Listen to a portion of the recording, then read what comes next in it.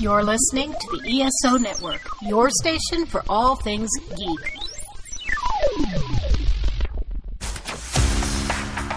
Exploring the multiverse of pop culture. This is Podcasserole. An Adam and JP show.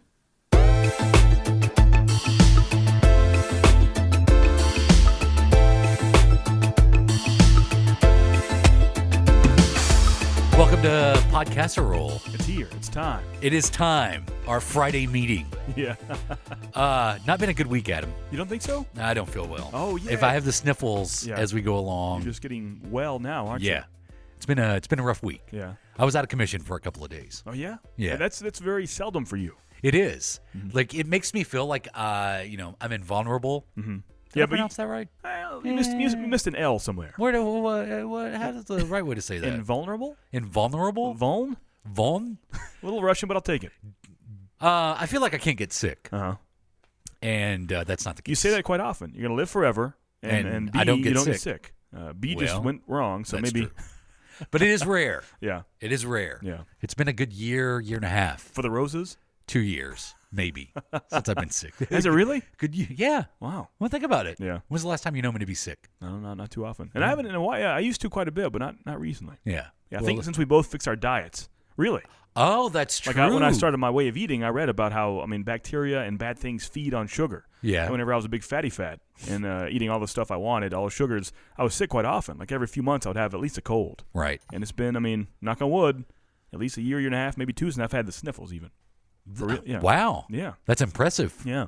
Every now and then some sinuses get me, like a swollen eye, but I'm good. Yeah. Never like a sick. Or a skin rash. Yeah, that too. That happens, Diphtheria. Perhaps the bubonic plague. Yeah. It's what mud runs do for you. Yeah, so I'm sorry. That's all good. Yeah, if I'm not 100% today, Sometimes I apologize it's in good advance. to change up the voice. Yeah. Hello. I believe 3 years ago, around 3 years ago, our first week on radio for WGNS. You were sick. I was sick, yeah. The whole time my eye was crying. It was just watering. I know. Just dripping water the whole time. It was kind of disgusting to record with you that week. This episode brought to you by the Amazon store at esopodcast.com. If you're going to do some Amazon shopping, which I was looking at Amazon stuff this week, yeah, I used the link at esopodcast.com. As you should. Mm-hmm. And do that now. A lot of good stuff on for there. any shopping Amazon, that you might do. I've bought toilet paper on Amazon in the past few weeks. Toilet paper. Well, can't you do that now? Can't you get like a pack together? Well, they have like the Amazon Market Pantry or Pantry, whatever it's called. I just bought a one-time deal. You can have subscriptions. Like every 3 weeks, give me more TP, Amazon. And did you do that? Well, every 3 weeks, huh? Well, you can set a subscription up for any of those. Right. So it depends how much. I don't really know how much TP I use. Sometimes it's a light week. Sometimes it's a heavy week. 3 weeks. Well, I guess it depends on what size are you going you for buy. 6 rolls or 24? Yeah, I guess that's a good I would point. imagine most people use a lot of TP in 6 You seem like the kind of guy that would use a lot of toilet paper. I've told you before. I use a lot. Yeah. We're almost like one rolling per visit. Like a catcher's mitt. I want to make sure I'm good. That's true. So for all your bathroom shopping needs, Amazon.com. Use the link. Everything on there. Everything. Everything is on really? Amazon. Sometimes or it's even overpriced, but it's on there. And sometimes it's underpriced. That's true. My wife is having an 80s themed birthday party coming up soon. Like an 80s rock band, and we want people to dress up like they're from the 80s. I can't wait for that. You're not going to dress up, are you? Well, I was a actually... little bit. Even like an 80s T-shirt. That's probably what I'll do. Okay, that works. But I was thinking, I wonder how fast I could get a Don Johnson outfit together. There you go. But in preparation for this, we want like 80s themed stuff in the house as well. Right. So she's telling me things that she used to play with as a kid from the 80s and she would like to have in there for the party. So I look up old board games from the 80s on eBay, like Mall Madness, $1,000 on eBay. No. I promise you. Check it out. Are you serious? Check it right now, $1,000. Unopened? I'm not sure. I just saw Shrink the price. wrapped? I saw the price, ran away. I believe there's one called Dream Phone. It's like a corded phone you speak things to and it talks back, and it was around $1,000 as well. I remember that game Isn't that too. crazy? I didn't play those games though. No, my older sister did. So what about the game of life? Yeah, I like Life. Terrible at the real thing, but I was pretty good at the board game. Constantly losing the game of life. Yeah, the board game I was all right at. Well, it's funny you talk about like the 80s and youth and all that, because I was thinking today, and I was going to ask you this. It is sometimes just weird memories jump into my head. Yeah. And I have a lot of embarrassing memories from my childhood. Do tell. And this one in particular, I don't know. It just jumped into my head the other day and thought I would share it with you here and give you the opportunity to maybe share an embarrassing moment from your life. I can do that if you want. So I guess I need to go back to 7th grade, maybe? Okay. 7th or 8th grade. Probably 7th grade. A young, budding, blooming JP. Yeah, junior high school. Yeah. Middle school. We called it junior high. So you had junior high? Yeah. Explain junior high. Is that 5th through 8th or 7th and 8th? No, it's 4th through 8th. Whoa. Yeah. Weird. Waverly Junior High School. Wow. 4th through the 8th grade. So we had a middle school, 5th through 8th. Yeah. I've heard of people having middle and then junior high, 7th to 8th. I guess it's all where you're from. Yeah. How big your classes are. The elementary school was just kindergarten to 3rd grade. Oh, wow. And then you go to the junior high school. Man, 4th to 8th, that's a big leap. Like 4th graders in the same building as an 8th grader? Well, that's a big change of person. Same school, different wings of the school. But still, I mean, they you know, kept like you didn't associate with this. 4th grader was get like, lost, trying to go pee somewhere. Ends It up was a next to completely Arnie. other side of the building, though. Yeah. Like from 4th to I guess 4th, 5th, and 6th grade kind of all hung together, and then 7th and 8th grade were off by themselves. I mean, you still have to go walk in and walk out the same hallways, right? Nope. Oh, really? Mm-mm. Oh. Like when you walk in the building, you make a left to go to the 7th and 8th grade halls, and then you make a right to go to the younger kids. Wow. Yeah. See, all of my schools I went mostly had one exit, one entrance, pretty much. 2 bus halls. Mm-hmm. 2 bus halls, which kind of brings me to my story. Okay. 2 bus halls, one for 4th, 5th, and 6th grade, and then one for 7th and 8th grade. And, I was a band nerd. Yeah. And I played the trombone, which I keep threatening to bring the trombone on the show. Do you still have it? Yeah. Really? Yeah. Nice. Well, I don't have my trombone, but I have my dad's trombone. I've thought about getting another tuba, but continue. Really? Yeah. Start a podcast roll band. So I had to carry my trombone every day. Boom, Yeah. boom, boom, boom, boom.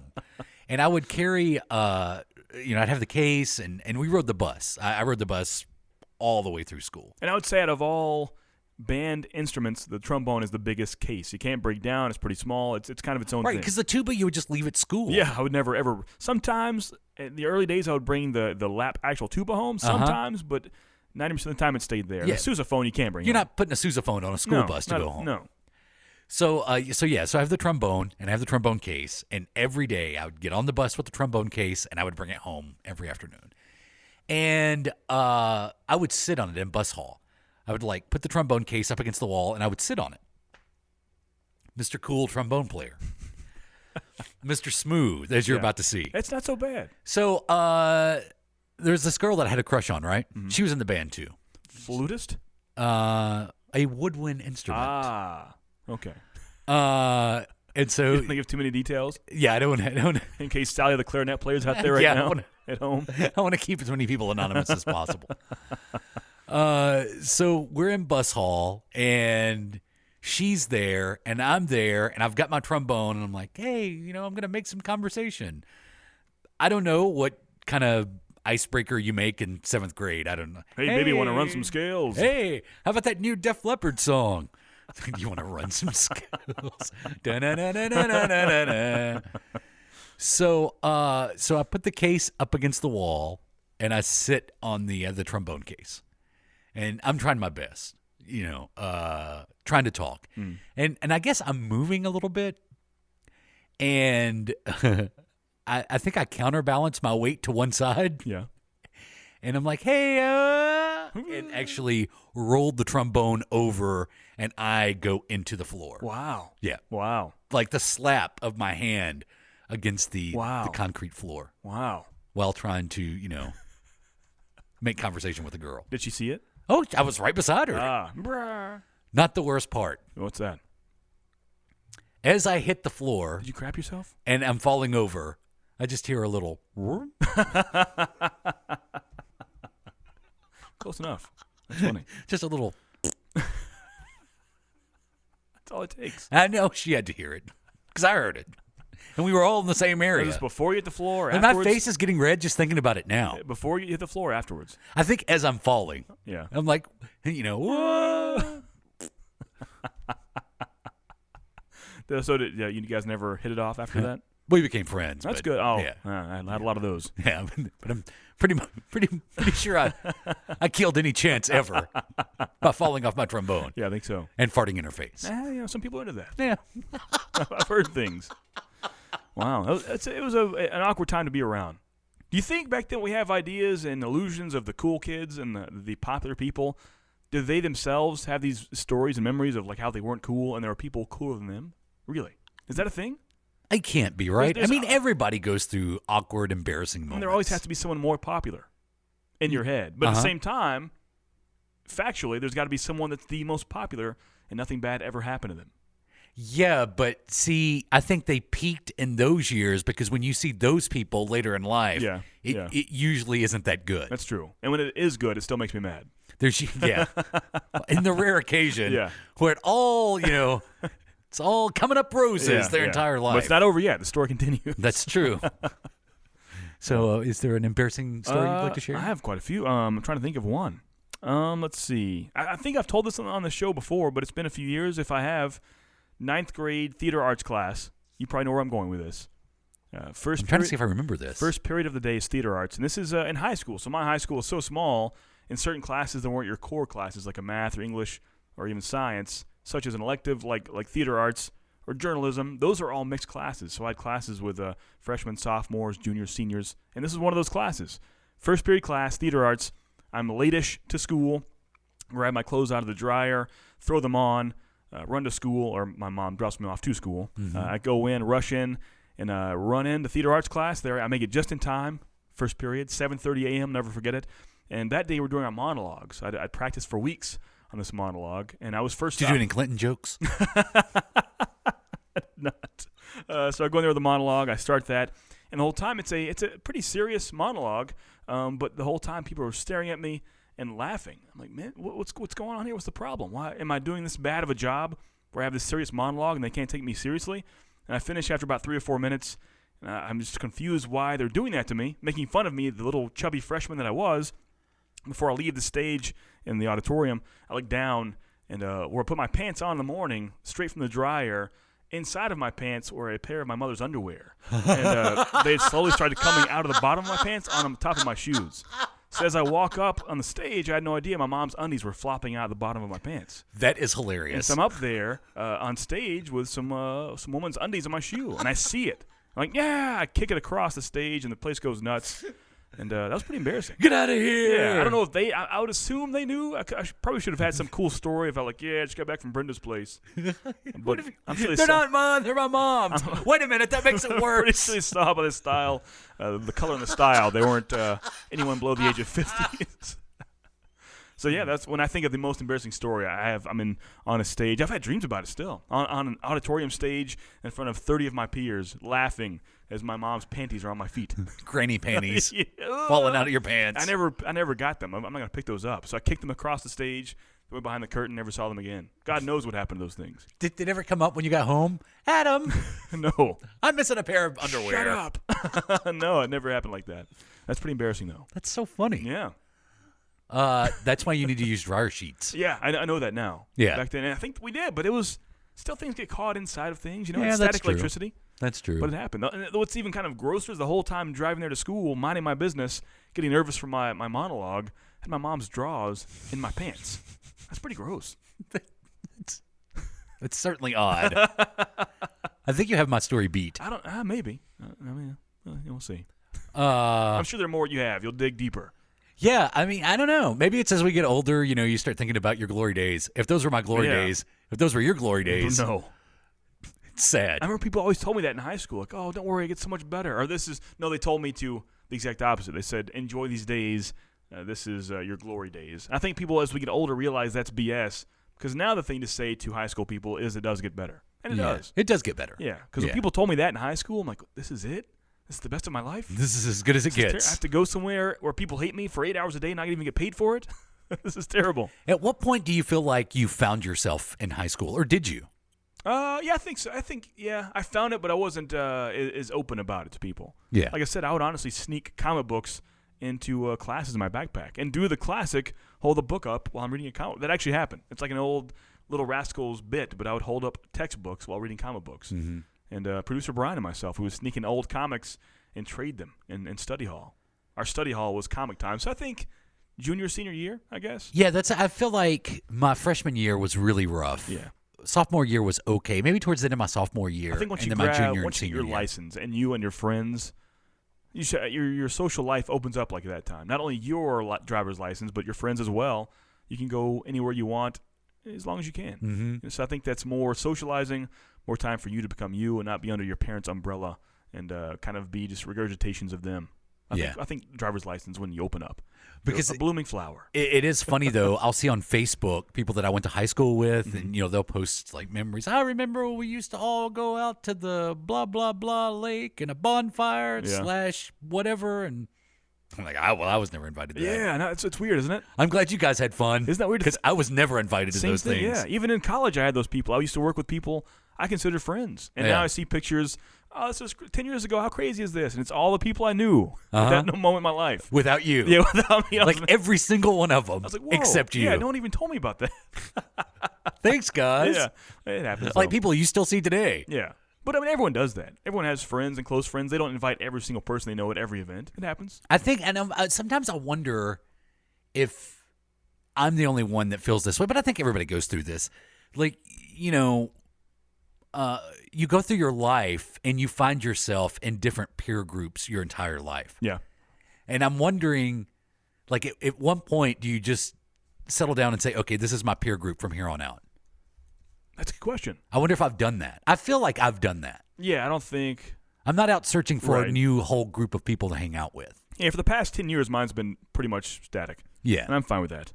Yeah, but I know, like, and too, if you have, a transient job like radio where you're going from town to town, I mean, there's just different. Now, the funny thing is, there'll usually be one or two people that I pick up along the way that I kind of make inside that bigger group that I keep in touch with. But there's no way. I mean, there's no way I can keep in touch with all the friends I've had over the last 20 years. That's how. I'm not sure that's a good or a bad thing, but I've never had to move for a job. I've never, even my school. I went to the exact same school system, K through 12. I was never the new kid, the new guy, and I think I would do terribly with that. I think maybe that does help people in their social activities to have to be the new person and interact with strangers, but that's just not my style. Right. For good or for worse, I don't know. And, working in a retail store for so long after high school, because I do remember around probably like 19, 20-ish. And, I'm obviously moved away from home and I'm working at this store. And at the time, I didn't really have a lot of friends at the store, within that first year or so that I worked at Toys R Us. I didn't have a lot of friends there.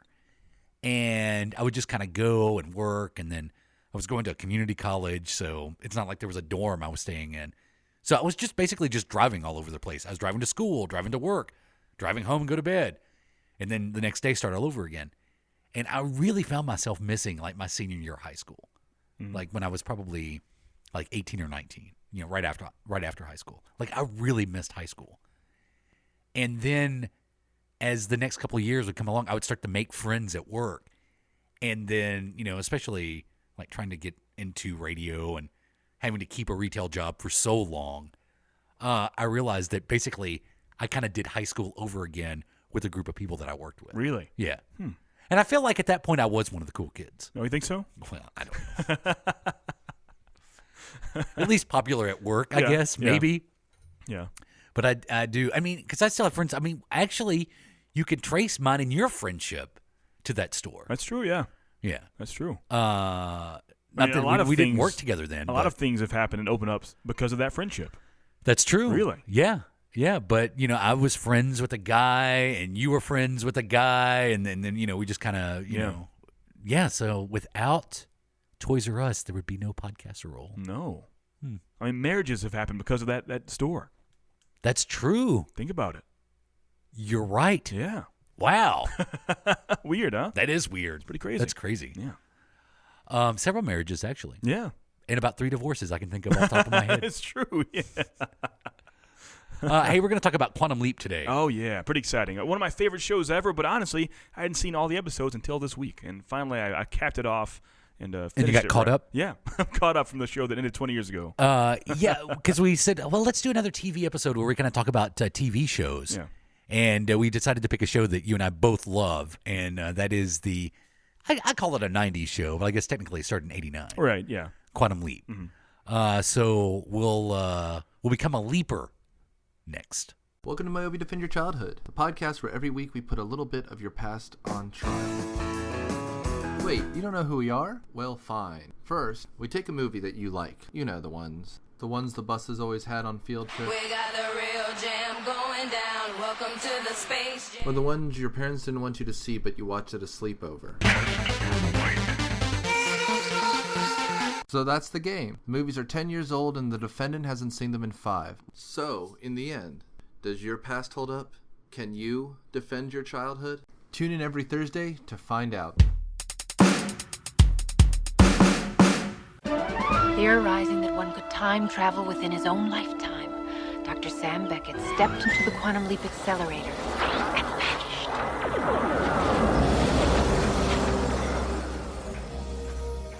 He awoke to find himself trapped in the past, facing mirror images that were not his own, and driven by an unknown force to change history for the better. His only guide on this journey is Al, an observer from his own time, who appears in the form of a hologram that only Sam can see and hear. And so Dr. Beckett finds himself leaping from life to life, striving to put right what once went wrong, and hoping each time that his next leap will be the leap home.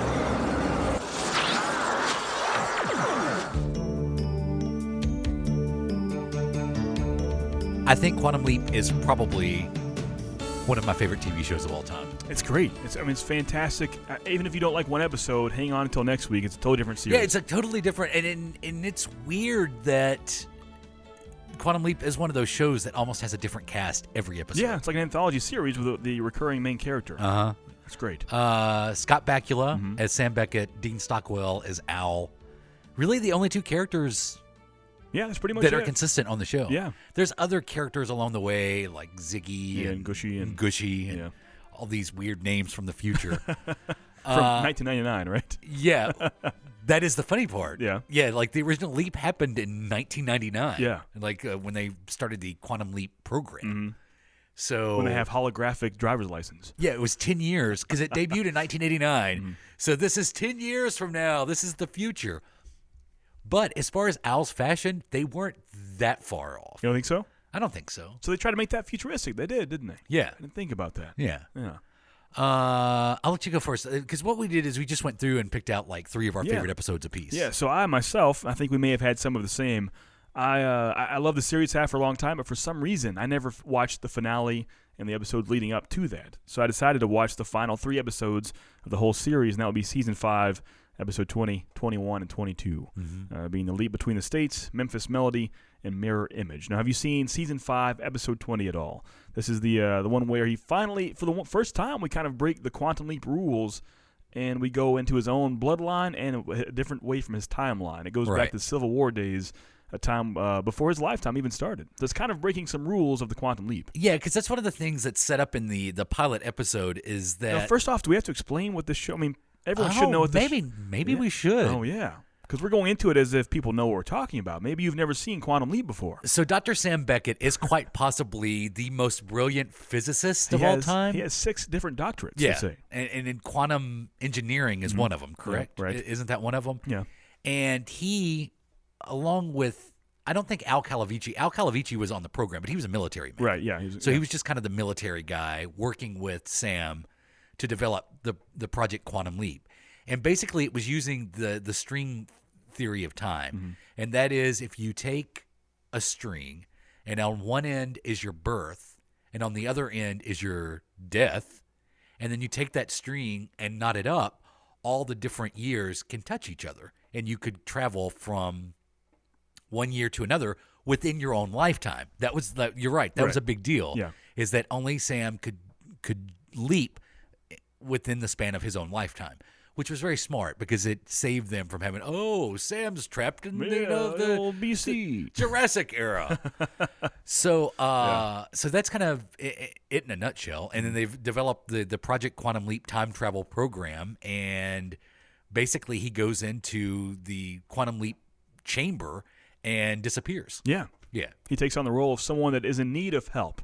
They have a certain problem in their life he's got to fix, and when he fixes that problem, he leaps to the next person and so on and so forth. And while he does this leap into the person's body, it could be a 90-year-old female or a 10-year-old boy, he takes on the actual physical representation of that person. When he looks into a mirror, he sees that person. He doesn't see himself, Sam Beckett, and the actual person themselves leaps back to the imaging. What's that called again? The imaging chamber? Chamber, yeah. It's kind of like a waiting room where they can't be seen, and they're just there in the Quantum Leap office pretty much. They have Sam's mirror image. Yeah. But their ego, and then when Sam leaps into someone, basically their ego or soul or whatever you want to call it leaves their body and is back in 1999 or early 2000s, I guess, as the series would progress.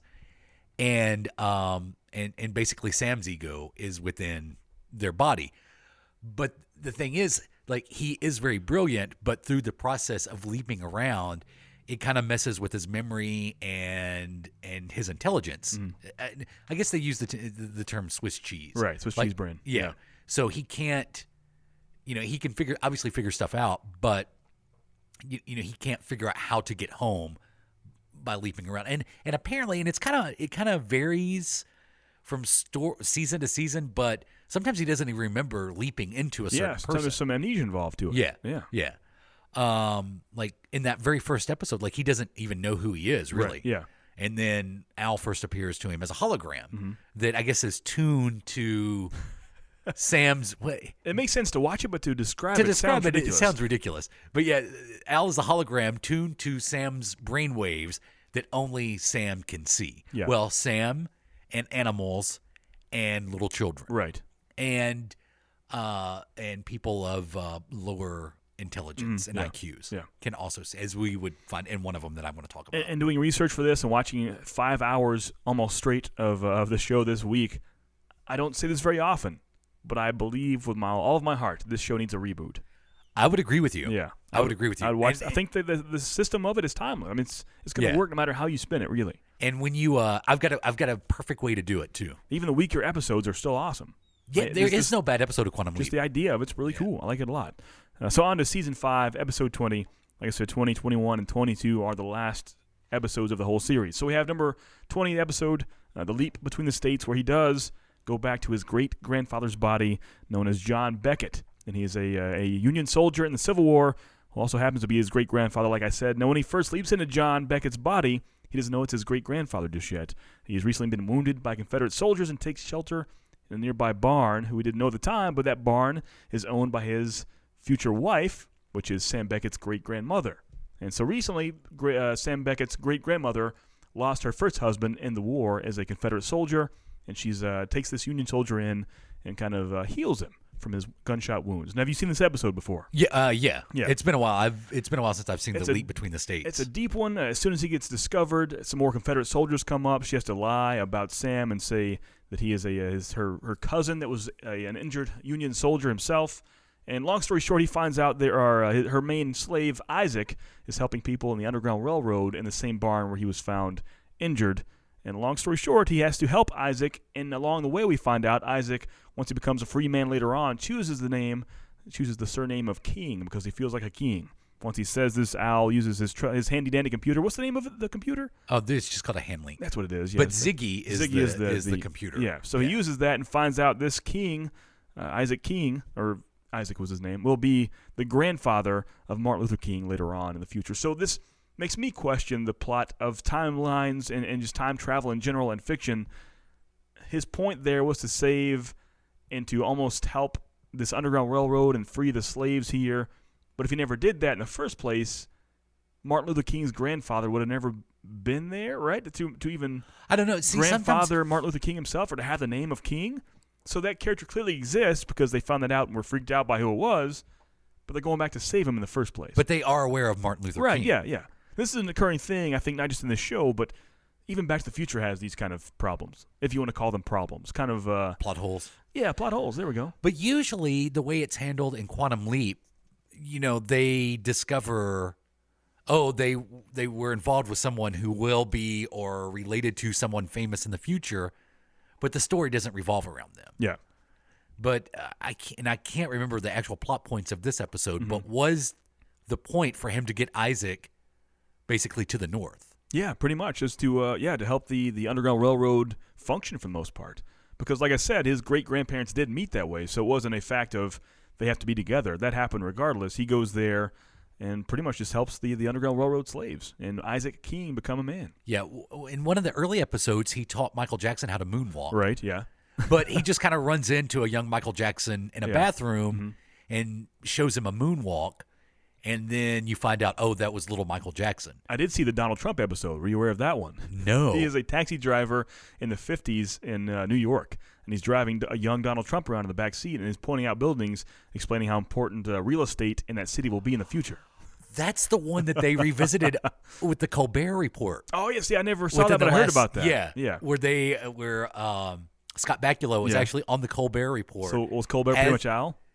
I think... Yes, yeah. I think maybe he was Al, and they revisited like he was the cab driver, and they revisited that whole Donald Trump plot line. But then there's another instance where he's a vet, and it's just some story to help someone do something that they didn't do originally, because that's the whole plot too. That's really the plot of Quantum Leap.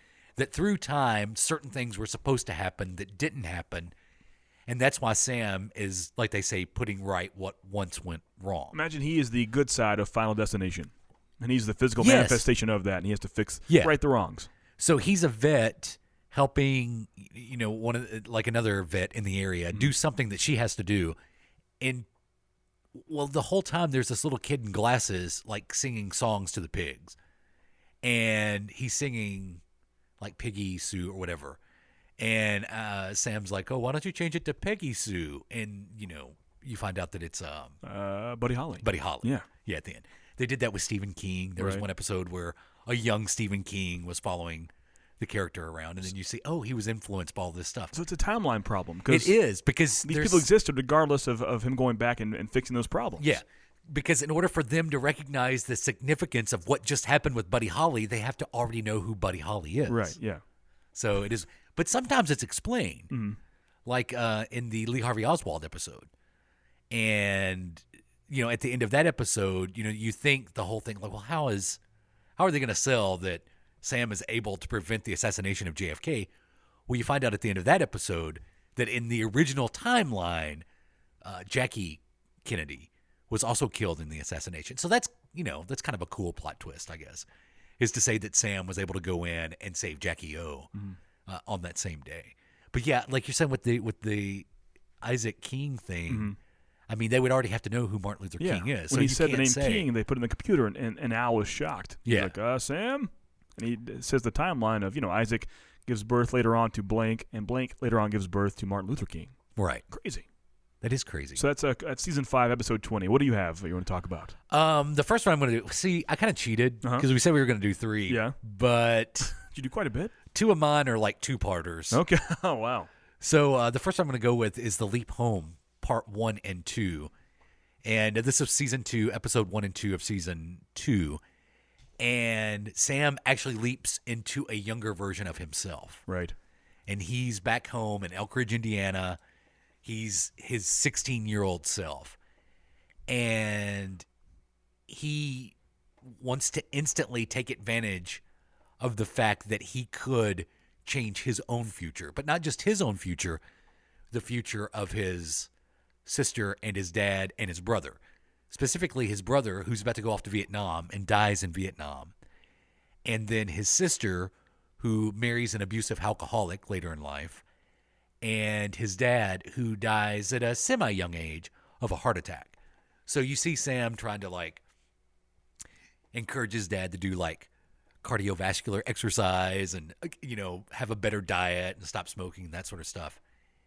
And it's really cool because you see, in his effort to make life better for all of his family, he ends up kind of pushing them apart because he's really, Dad, you have to realize, you're going to die. You're going to die from a heart attack. And no one is receptive to what Sam's trying to do. And he becomes obsessed with that. And the whole time Al is trying to tell him, I don't think this is what you're here for. I think you're here to win the basketball game that you lost at the age of 16. Because if you do that, then the coach of your team will go on to coach college, and then the kids on your team will all get scholarships, and that's what was supposed to happen. So you're here to win the basketball game that you lost, and he doesn't he refuses to win the game because he wants to stay. Like, he wants to relive his life and help make life better for his entire family. And so there's one scene, and this is one of those instances where Scott Bakula actually sings on the show. Oh, yeah. Which is kind of cool because in trying to prove that he actually has knowledge about the future, his sister asked him about the Beatles. And he's like, well, he doesn't tell her that, John Lennon is assassinated in 1980. But he does say, that they break up and that Paul McCartney goes on to form Wings. And she says, well, sing a Beatles song that I haven't heard. And so he chooses Imagine and sings that to her. And it's really kind of a cool scene because she freaks out because the whole time they didn't believe he had knowledge. He was just pretending to have knowledge of the future because he was scared about his brother going off to war. Mm-hmm. And then when he sings this song to his sister, like, she loses it because she had never heard this song before.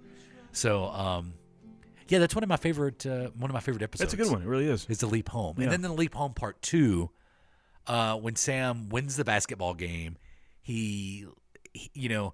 Al is trying to, before he leaps, Al is trying to shout to him all the stuff that changed. And he asks about his brother, and his brother still dies at Vietnam. And then when he leaps into a Vietnamese jungle. And he's shouting his brother's name, and turns out his brother's right beside him. So he gets, he leaps into his brother's platoon. Wow. And through the course of the episode, Al explains to him once again, I don't think you're here to save your brother. I think you're here to make sure this mission succeeds, where his platoon is trying to rescue some POWs. And things happen and things go wrong. And it comes down to Sam can save his brother or rescue the POWs. And Al agrees that the move is to save his brother. And then he does save his brother, and his brother lives. But then come to find out, Al was one of the POWs that could have been rescued. So it's kind of cool that Al was willing to let Sam save his brother and remain a POW. Yeah, remember that. We'll come back to that in a bit. Yeah, it's kind of cool. It's a deep story. Yeah, there's a lot of connecting parts through the different seasons of Quantum Leap. Yeah. But yeah, that's definitely one of my favorite stories is the Leap Home Part 1 and 2. Yeah, that's a good one. I do remember that one clearly. I do. Season 5, Episode 21, the follow-up to 20 is what I want to talk about. This is the episode right before the end. Now, as we'll talk about in a bit, I think we'll both have some things to say about the finale of the series. But they really had no idea leading up to this would be the end and the final 3 episodes of this series. You can tell because episode 21 is titled Memphis Melody, where Sam finds himself in the body of Elvis Presley before he was famous in the early 50s. You first find him, he sees himself, they're calling him Elvis. He looks in the mirror, sees Elvis Presley, as some bullies are beating him up and threatening to cut his hair. He gets saved later on. And the thing here is he must help a local woman gain the confidence to begin her own singing career, as well as still advancing his own as becoming the biggest rock superstar of all time. Because he almost messes it up. He does, yeah. So he almost ruins it for Elvis. Yeah. Because he sings with her on stage, right? Right, yeah. So to make her, he finds out his point of being there to leap and continue on. He's got to basically give her self-confidence and make you understand she can do her own thing as well. She's in an abusive relationship. Her guy is telling her she's nothing. She needs to stay at home and doesn't have any talent or skill. And Elvis, a.k.a. Sam, sees this and decides to give her some help on stage one night at an open mic contest, hops on stage with her, sings into the mic. She sees him doing that. She feeds off of him, and they have this awesome duet. And as luck would have it, a record agent is in the crowd there, and he says he wants them both as a duet. Yeah. Come by tomorrow, and we'll sign you up. And he realizes at that moment, Al says, Sam, you've messed up. Elvis is not Donnie and Marie. He's Elvis Presley. Yeah. He shouldn't be part of a duet here. So he must fix that problem, as well as once again give the woman her self-esteem back.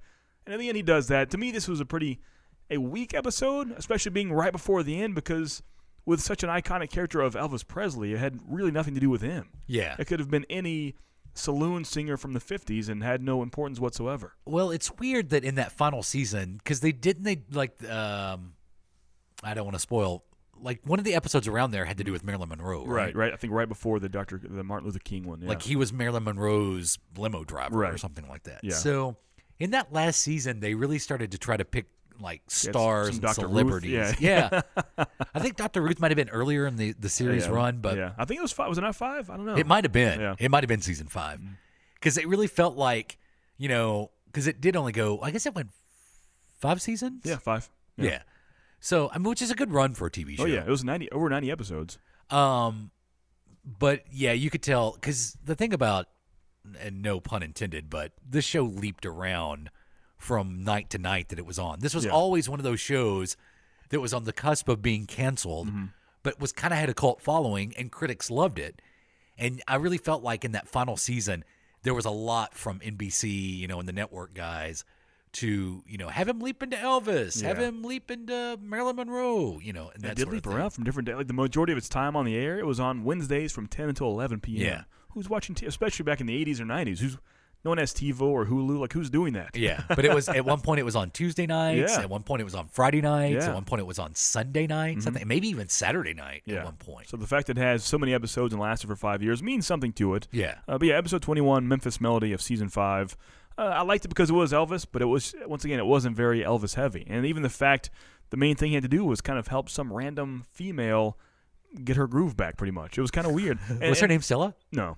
And Al tells her late she goes on to not even be a celebrity or a star. She's had a few runs here and there, but it was all just to help her. The scale of it all, like most stories in Quantum Leap have a big scale, historical meaning to it, such as him saving Jacqueline Kennedy from being shot. That's a big deal. Yeah. But to help this woman find herself and know that she can be an independent woman, is that really on the scale of big things that need to be leaped for? Well, I mean, that was kind of the backbone of the series, though. Yeah. But at its best, and most of the time, it was small, intimate stories of nobodies. Really, That's true. Yeah. I think with the Lee Harvey Oswald episode aside, which I think was one of the stronger stories in the series run. I mean, it was always just a random person of the week changing their life. But yeah, I think that's when that show was at its best. But I agree with you. I mean, if you're going to leap into Elvis, it should be probably a bigger story than that. Right. But that diner scene when he gets up on the counter and sings Blue Moon of Kentucky. Yeah, once again, he sings again. Yeah, and he's actually singing. Yeah, because at first he almost ruined Elvis's career as well, not only because he had the duet problem, but at very first he didn't have it in him to be Elvis. I mean, he couldn't properly sing like they didn't know how to do that, didn't want to. And eventually he became in his own. And I think, as we've talked about, after a while the personality kind of seeps into Sam himself, and he takes on more of the personality of the person he's in. Oh, that's another thing, too, that he could bring, since it was his ego in another person's body.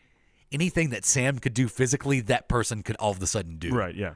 So Sam knows martial arts. Yeah. So, if he's a female about to be attacked in a back alley, he can use martial arts to defend herself. Yeah.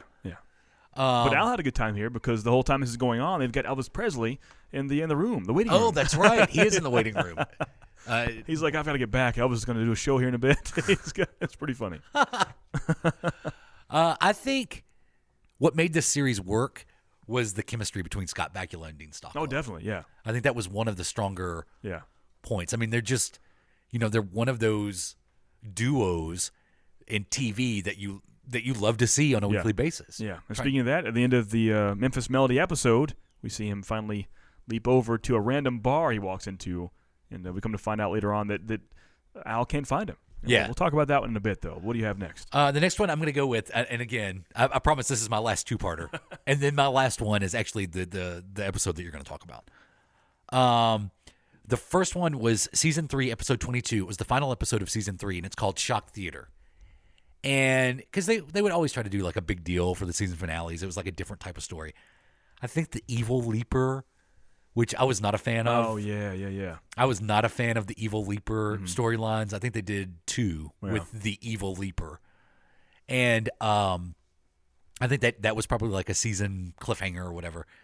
So Shock Theater was a cliffhanger.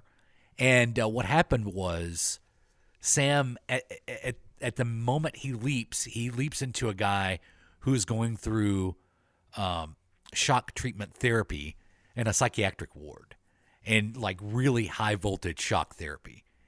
And in the process of him leaping into that person and receiving the shock therapy, it just messes his mind up.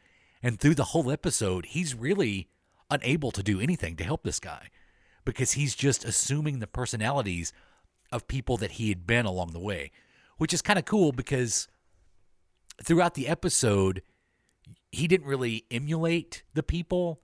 He was just himself, and you would see him as himself.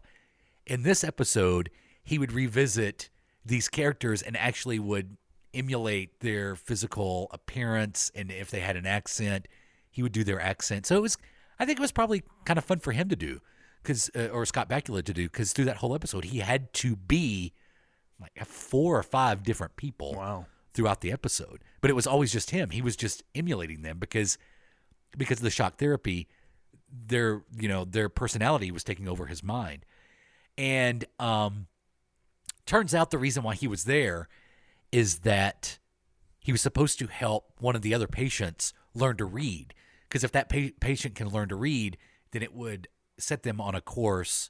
They had a mild case of Down syndrome, and it would get them out of the psychiatric hospital and on the road to having, a much better life. And so this is an interesting point. Like, Sam is pretty much out of commission the entire episode, so it's up to Al, who the guy that he has to help can actually see Al.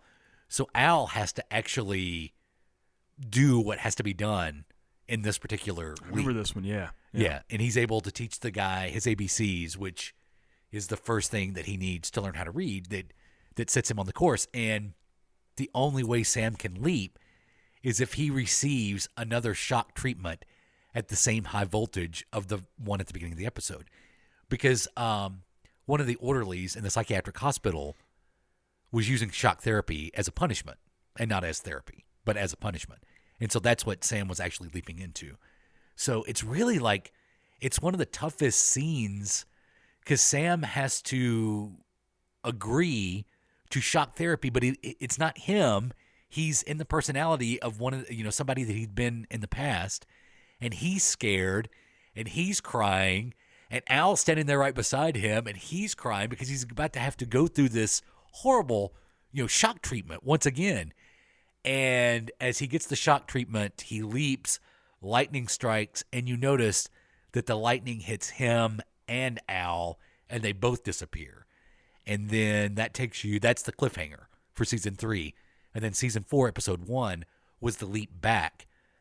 And this is it's kind of a gimmick, but it was kind of fun to see that Al and Sam had actually swapped roles. Oh, yeah. Sam? Sam, you okay? Al? You okay? Huh? You must leap with me. Oh, we did it, Sam. Sam, what the hell am I doing in this uniform? What's going on, Sam? I think...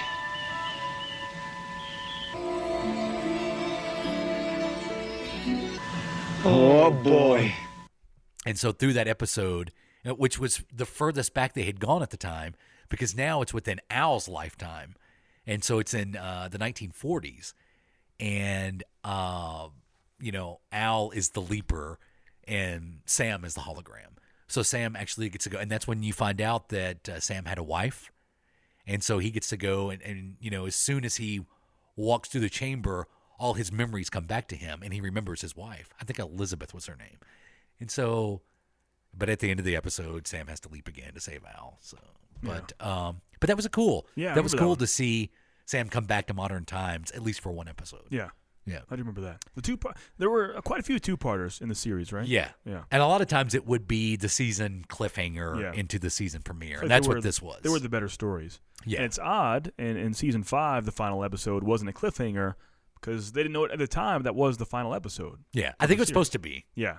You think so? But it wasn't. Oh, what's that? It's supposed to be a cliffhanger. Yeah, I think it was just supposed to be a cliffhanger. That makes sense. That makes sense. The way it cuts off, that does make a lot of sense, actually. Yeah. But if you want to, we can tandem this one here. Yeah, here we go. The series finale, and that is season 5, episode 22, called Mirror Image. As I said in the end of episode 21, after he fixes the Elvis problem, the Elvis debacle, we'll call it, he leaps to a random bar in a random town, a random coal mining town, and walks inside this bar. And realizes it's one of the first things he usually does is try to find out what date it is. Asks for a newspaper, comes to find out it's his actual birthday, not a random year, but in 1953, his day of birth. Yeah. And not only that, but the exact same moment he leaps into this bar is the exact same moment he was born. Comes to find out the bartender that owns this place, his name is Al. That's kind of weird. That's a name he knows very well. A character comes in later on, I believe the postman or someone like that, and he's brings back shots of alcohol, and he comes to find out his name is Gushy, which is once again a very important name to this whole quantum leap process.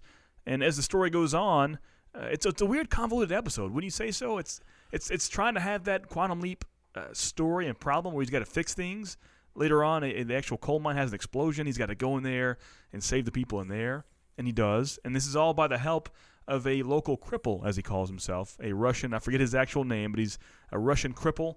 And it's just even explaining the story is very convoluted. Uh-huh. What do you make of this episode in general?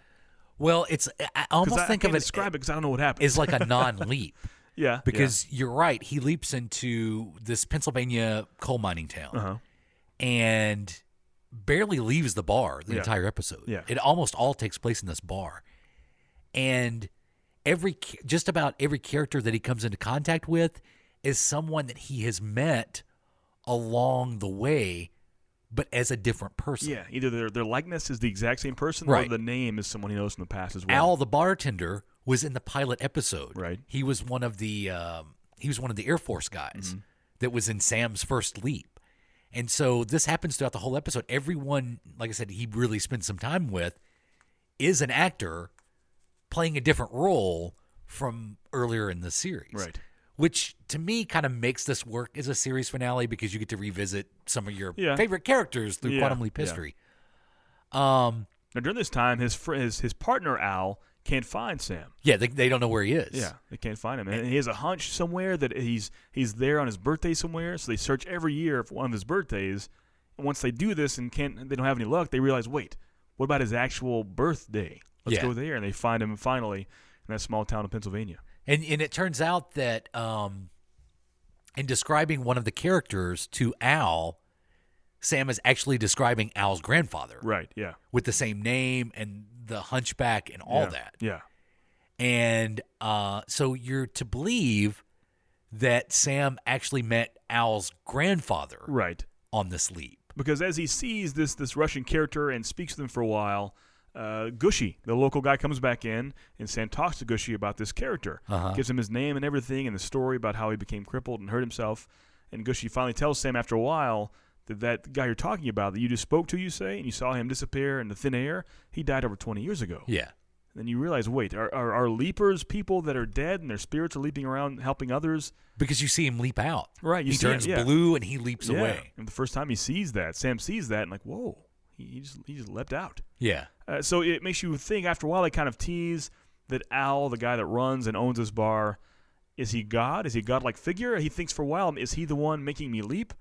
Well, that's something that was always questioned in the series. Yeah. Like, what happened in the Quantum Leap program that he can't control leaping around from people to people? Yeah. Is there maybe a greater entity that sees someone playing with the timeline and it kind of manipulates the way they want to? And they always said, God, fate, something stepped in and grabbed and now is controlling his leaps, which, again, you get into the good versus evil once you find out there is an actual evil leaper that has a companion to Al that is also a hologram.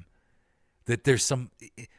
I did not like the evil leaper stuff at all. No. I think it just convoluted the series. I didn't like this final episode. I was not a fan.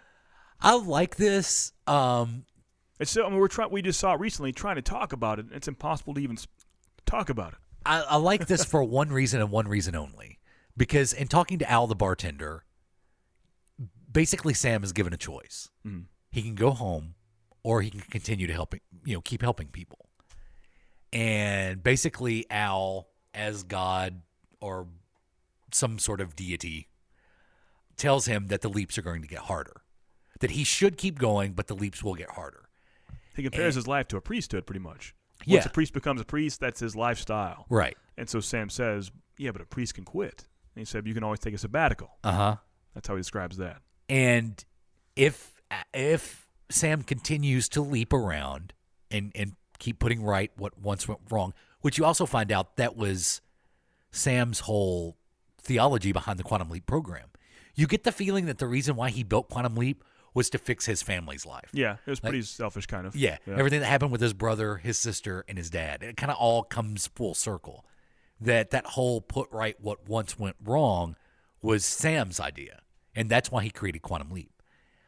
But if Sam agrees to continue leaping, he gets to go back and do one thing. There was one regret that he always had, and this is why I love this episode. Yeah. Is the one regret and all the leaping around that Sam has. He goes back to season 2, I believe episode 22, the final episode of the season. It's called MIA. And this is what we talked about before with Al, his partner Al, being a POW in the Vietnam War. Now, when he leaves and becomes a POW for years, his wife Beth is left behind and remarries, believes him to be dead, I believe. And she remarries, and she goes on and has this life. And because of that, Al himself goes on to be a womanizer, doesn't have a stable life. And because of that, also meets Sam, and they create the Quantum Leap program. So as he leaps back into that year, he sees Beth, the wife of Al, and pretty much tells her that Al is alive and he will be back. And so the final credits, once it goes to black, it says that Al and Beth finally wound up getting back together, or never were even divorced, and wound up having a beautiful life, 4 children, and lived happily ever after. And the final thing we see is it says in quotes, Dr. Sam Beckett never returned home. Right. So I thought this at first, and I did some more research on it, and there's no concrete answer here. But I took that as when he did that and affected that timeline in such a way, Al never from the get-go even got involved in the Quantum Leap program, so it never even happened. That's how I take that. I could see that like that. That's how because you do get the feeling that that whole project was Sam and Al. Yeah. And that's why Al was so important. But as the series would go along, you'd find out there was a whole board involved with it, a whole military tribunal, basically, that was overseeing Project Quantum Leap.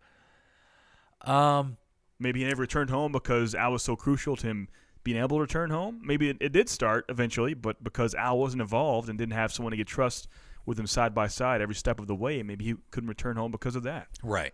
It was just a weird ending. Right. And clearly there was not the real ending. It was canceled before they had a chance to finish it, but that's just how I take it. What I do love about that episode is that ending. That he goes back and does something nice for Al. Because in that episode in season 2, I mean, Al is there seeing his wife suffer, and he's dancing with her. I mean, she can't feel him or see him, of course, but he's there with her and seeing her. And Sam can't tell her that Al is still alive. Right, yeah. I think he tries to hint at it, but I forget what it was why he couldn't tell her. Yeah. But there was a reason that he couldn't tell her Al was still alive. And Sam regretted that from that day forward. So when he's given the opportunity, what is one thing you would like to do? He did that for Al. Mm-hmm. So I thought that was kind of cool. Yeah. Yeah, I mean, as a series finale, yeah, I'm never a fan of a series finale, especially after 5 years, half a decade of your life, and you cut to black and give me a text. Yeah. That's not good. Yeah. That doesn't work for me. I think probably what happened with this series is that it was on the cusp once again, and then when the network saw this episode and realized the plot of this episode, hey, we could just end the series here. Because I remember it being, promoted as the series finale. The final leap is what it was called. Wow. Yeah. But I took that to mean that Sam continues to leap from life to life. Yeah. After that episode. So there were cool parts of the episode. There were, for the first time, when the episode first starts, for the first time in 5 years, he saw his own reflection in the mirror. Yeah. And he saw the crow's feet and the wrinkles in his face and the gray in his hair. And he was confused of how much he changed, not only because of the stress, but the time that had passed since he last saw his reflection. Yeah, just cool little stuff like that. And like you said, it's his driver's license in his pocket. Yeah. I mean, he's himself. Yeah. He didn't leap into anyone. Right. He was himself in that episode. I wish in 1999 we had holographic moving driver's license. We kind of have them now. But it's like one of those, like the cool 90s comic cover, or like a nice Lisa Frank Trapper Keeper. You want a Lisa Frank driver's license? Yeah, I think I would have liked to have seen the show end. But I don't know. Could it end in a better way? Yeah, I don't know what would make me happy. I'm not sure. Yeah. I mean, if Al, because you're right, it was Beth moving on with her life that sent him down the whole womanizing route that Al was through, 5 marriages? Right. Or something like that? Yeah. Through the entire run of the series. And he was a career man. He was still in the military. Yeah. And odds are if he went out and, had a family of 4 kids, he could have settled down, not done that, never met Sam in the first place. That's so would true. the Quantum Leap program, A, have ever even happened, or B, has been as successful or as long-lasting as it was? Yeah. Like I said, a lot of times Al does save Sam's life and saves him from being trapped in the Quantum Leap timeline. Yeah. So without him being there, maybe on Sam's second leap ever, he could have been trapped there in the 60s. That's why true. he never returned home. That's true. It's possible. And there's some continuity problems with that episode too. Yeah. Because when he sees the old man leap, he asks Al, what does it look like when I leap? And Al says, I don't know, because when you leap, I leap too. Or, which is not true. Because there was one episode where Al described what Sam looked like when he would leap out of a body. Right. And then there was another, and it was early in the series, I think in season 1, when Sam was a DJ, like a crazy, wacky 60s DJ. And Al is up near the antenna, and it's affecting the hologram, and he turns blue, and he thinks he's leaping. And he goes, Sam, I'm about to leap. So clearly Al knows what it looks like when Sam leaps from one person to another. I think I've watched this show too much. But, I mean, like I said before, it's one of my favorites. I believe it's time for a reboot. I don't say that often. If they did it properly, no real comedy to it, because for the most part, this is a drama. It really is. So if they came to you and they said, Adam, we're going to charge you with you have to come up with the story to bring Quantum Leap back. What is the story you would tell? Oh, man, like the first actual episode? Yeah, how would you do it? That's would you tough. reboot it? What would you do? I think it's a full reboot. I want the same character names, not same. Scott Bakula spoke of a few years ago at a Comic-Con, an actual panel. He said the director and creator of that wants to bring an actual movie. Donald Belisario. Right, yeah, wants to bring a movie back with Sam Beckett and Bakula as the main character. And that would be awesome. If he never returned home, then he would be the same age, just leaping around. That's awesome. I'm down for that. And it's not a physically demanding role. I could see Sam Beckett as a 65-year-old man leaping. I would accept that. Well, you can see him in NCI New Orleans. Oh yeah, that's true. NCIS New Orleans. And if it's in his own timeline, we could have. we can get as deep if you want as like 9/11 stuff. Think about that. That's true. That can go deep. There's 20 plus years of history to explore since Quantum Leap ended. Right. Think about it. I would take the approach. So that's what you would do. You would bring him back. Yeah, I would bring him back and just continue the story. I want. Yeah, maybe. Well, is Dean Stockwell still? He's alive. We're going to check on Dean Stockwell. Yeah, I have it by a good, reliable source that he's been asked to come to some conventions around here. Yeah, and he demanded a smoking hotel room. Which That's true. Hard to find these days. I know. And what do you think this is, Al? I mean, Dean. By the way, Dean Stockwell is great in Blue Velvet too. Oh yeah. That's all I know Dean Stockwell from. The Langoliers. I never saw that actually. The TV movie, The Langoliers, based off the Stephen King novel. I never saw that. Here's what I would do. It would be the same continuity, but what I would do is I would tie it into the Leap Back episode. And I say Sam has a daughter. Because if you look at the timeline, she would be roughly... Well, she'd be in her mid-20s by now. Right. And so... You think she goes into... And she goes into Project Quantum Leap and trying to find her dad. That's a pretty good idea. Yeah. I think like the whole point now is... And then it doesn't necessarily have to be Dean Stockwell, but you have to find someone that would have the chemistry with her... Right. To do... So you have that dynamic that made that show work. And that's what made that show work, was Alan Sam. Oh, yeah. And so, she goes into Project Quantum Leap to try to find her father. I like it. And then she gets, she's jumping around. And then you could do the occasional episode where they're in the same leap. Yeah, but just for a moment because they have to fix the problem and continue the process. Right. And it's like a warm embrace as they're holding. They both leap together in different spots again. Yeah. I like it. Yeah, and they both leap out. And like you said, Yeah. And then you could, you could have the very same continuity. Even if Dean Stockwell comes on and makes a guest appearance. Yeah. You could have it in the same continuity. Because you could just do a total reboot. Yeah. But I don't want to see a movie. No. Because they would just make it dumb. Yeah. I mean, how the beauty of that show is, you have a good story for about an hour. Yeah. And if that were the case for a movie, you wouldn't have that at all. Even at 45 minutes with the commercial breaks, it's just a movie with 2 episodes built in. Yeah. I need depth. Yep. I believe that will work, though. I do. But the question is, would you make it strictly for a new audience and have no real callbacks to the old show? Or would you make it one for the old audience? It's an older show now. Well, no, 30 years. They're almost 30 years old. Yeah, well, yeah, that's it. That's how you do it. Yeah. It can be a new, fresh show, but still connected to the old one. Yeah. Kind of like the Star Wars movies are now. I think it would work. Yeah. I like it. you have a whole fresh new Star Wars cast, but you still have the older characters for the older fans. Apparently, Dean Stockwell was on NCIS New Orleans recently as well. They had a oh really Quantum Leap reunion. Yeah. Oh, that's fun. In 2014, that was 3 years ago. So that's Quantum Leap. Yeah. That's some of our favorite episodes. Yeah, it's a good wrap up. And the last episode. Yeah. And even that, I had to talk about the Elvis episode. It wasn't my favorite, but I feel like it should have been a better lead up, and it kind of tried to wrap it up, but it was clearly its own thing. And once again, that's what the beauty of it is. Each episode is a standalone for the most part. They have seldom callbacks to old episodes, but for the most part, it's a standalone anthology series. Mm-hmm. That's what it is.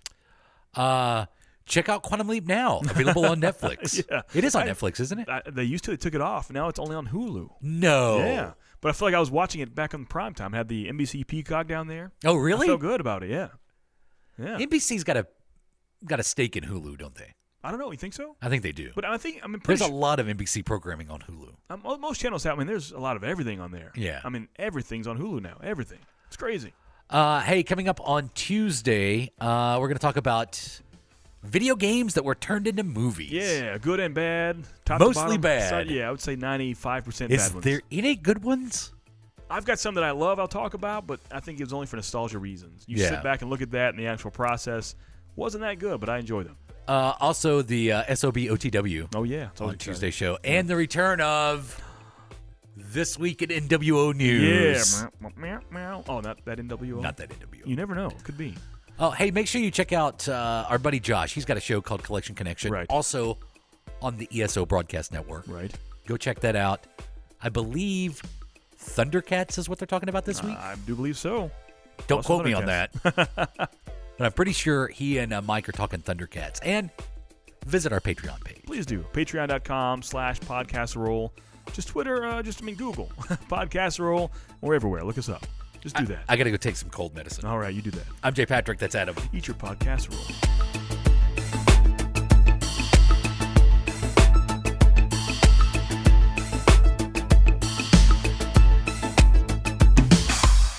This has been a production of the Adam and JP family of on-demand talk radio. AdamandJP.com. Right now. This has been a broadcast of the ESO Network, your station for all things geek, classic, current, and beyond. Be part of the crew at ESONetwork.com.